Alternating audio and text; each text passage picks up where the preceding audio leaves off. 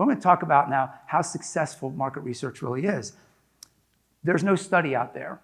Not even ChatGPT can give you a study that says 42% of market research studies are accurate. So I decided I'm going to do a little bit of research and create this quadrant of in-market performance versus market research expectations.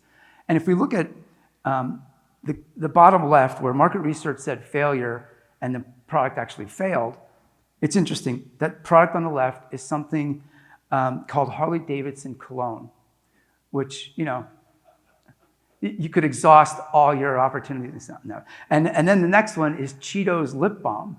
Not surprisingly, these failed in research and also failed in market. And then Microsoft Zoom, which was similar to the original Apple iPod.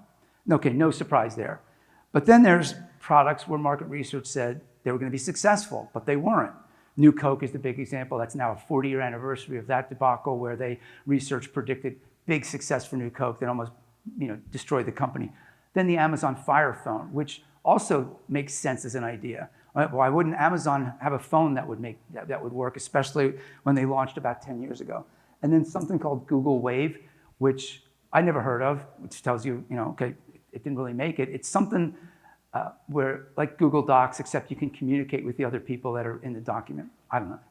Research said it was going to be great, didn't make it. Then there's the flip side, where research said failure, but there was success. So Airbnb is an interesting one. Right before Airbnb launched, can you imagine going to a focus group and saying, we're going to have people stay in your house and they're going to pay you money. Who's in?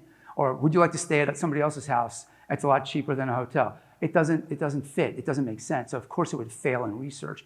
And then Netflix streaming service was another one. At the time, there was no such thing as a streaming service. So that didn't work. And then Diet Coke, which turned out to be a big success, not so much in market research. Then you get to the upper right, the Nirvana. Market research says success, and it is a success. Dyson vacuum cleaner, Amazon Prime, all these different flavors of Coke. So why I did this, I was looking for a pattern. What's going on? Well, Coke shows up in 3 of these. Amazon shows in a couple. There is no pattern. It's very difficult to use these kind of research methodologies and figure out what's the right answer. Those up in the upper left, the ones that fail seem like safe bets.